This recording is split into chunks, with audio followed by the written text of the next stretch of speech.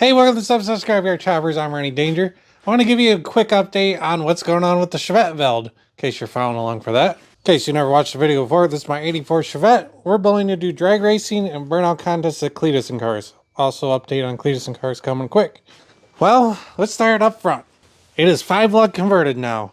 All I did was put the spindles from the other Chevette onto this Chevette. I didn't build this 5-lug kit, but I will put a link down below. If you need to 5-lug a Chevette, it'll have all the info for you. It's another guy's YouTube channel.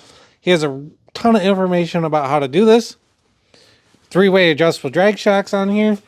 These are Chrysler. I think they're off a Dart or something.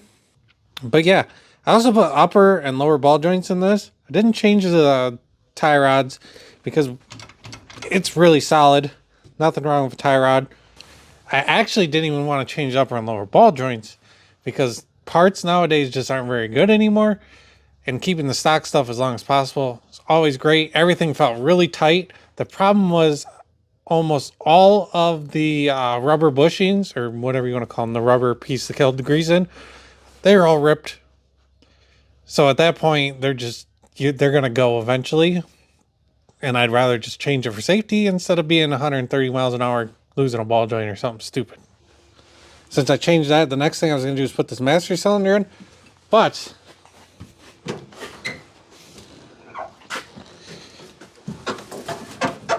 because this brake pedal used to be over here, and the roll cage is going to land right about here.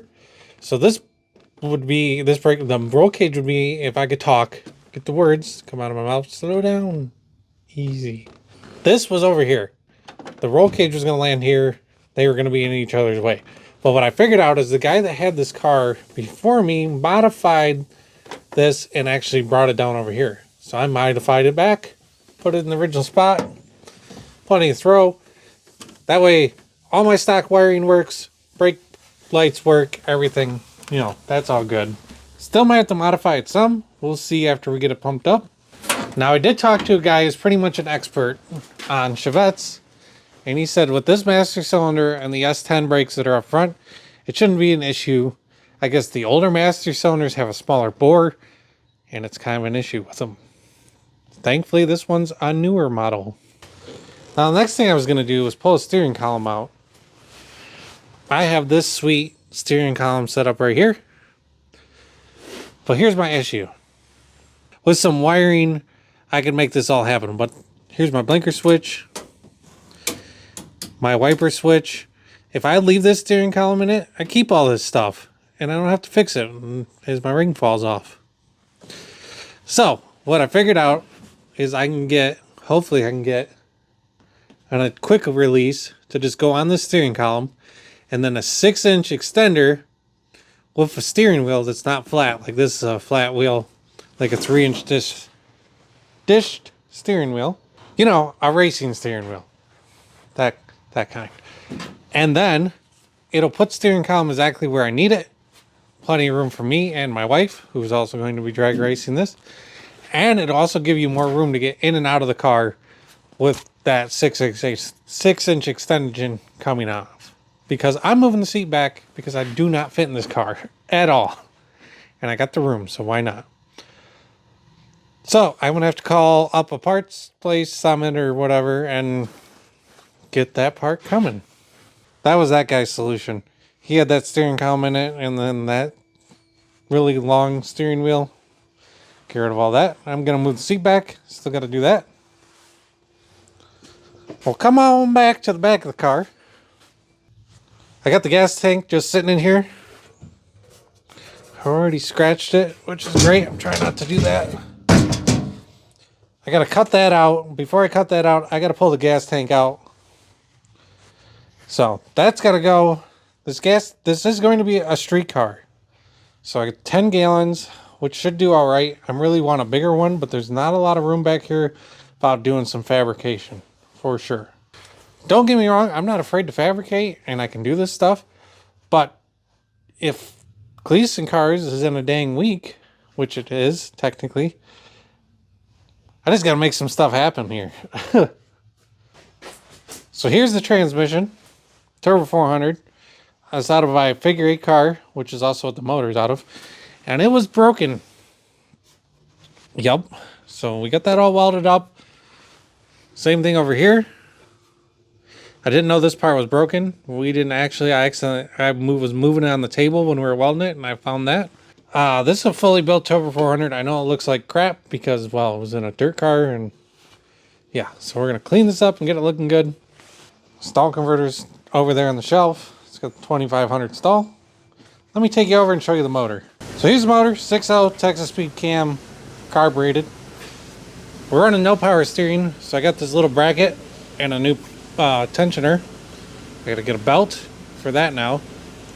You know, gave her the Craigslist rebuild so you wouldn't know it has, I don't know, 4 years of just straight beating on it in a race car.